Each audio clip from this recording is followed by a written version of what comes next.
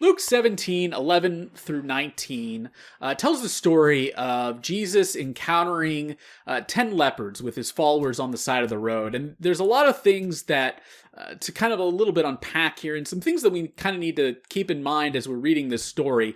The passage tells us that these lepers kept their distance, which is what was expected of them.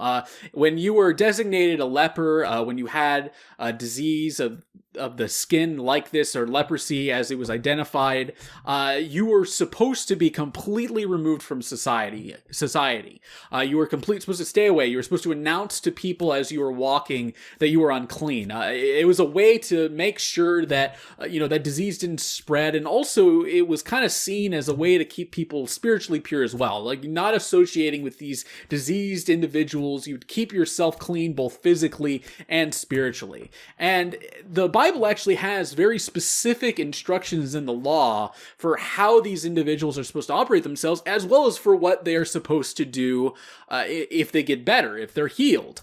And so when Jesus tells them to go and show themselves to the high priest, he is saying to them to go and display themselves so that the high priest can confirm that they are healed and they are now clean. They are now able to go and get involved in the society again. They don't have to be separated. They can go to the temple to worship. All those sorts of things that they just were not allowed to do by being branded a leper. And it's a little bit interesting that that's what Jesus actually sort of commands to them, to just go. He didn't lay his hands on them. He didn't heal them. He literally just tells them to go. And these individuals kind of, start going away. They might have even been grumbling a little bit, thinking that, maybe Jesus was just kind of passing them off. But then they're healed. As they're heading out, they're healed. And now that's a big deal. Where it gets really interesting, though, and what I really want to focus on is the fact that only one of them returned. And this is something which I think oftentimes in our lives, we tend to be more like the 9 who probably still went on their way to do the thing that they were taught to do in the law, and we don't follow the example of that one leper who went back and was worshipful to Jesus and thankful to Jesus in that sort of way. We don't take, when we get something good in our own lives, whether it is something miraculous like a healing or just a very basic blessing, we tend to do what we're expected to do the sort of things that we're expected to do, but we don't take that moment to stop and thank God. And that is really what we should pull from this story. The reason why Jesus is talking about and elevating this Samaritan in this story is this behavior is what we should emulate. When something like this happens in our lives, we should take a moment to thank God and to worship God for bringing that blessing into our own life. The fact that this individual is a Samaritan is also significant here.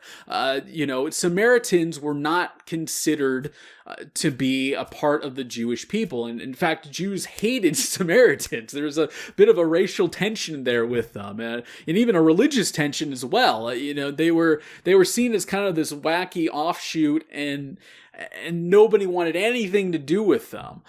So when Jesus is saying this, he's also highlighting that here is a foreigner, somebody who has no business acting in this way, and yet they did. And so even more so, we should try to be like that individual. That we should, we should try to emulate that action within our own lives. And if we do that, we will find a great amount of not just happiness and blessings, but just, a real peace from all of that as well.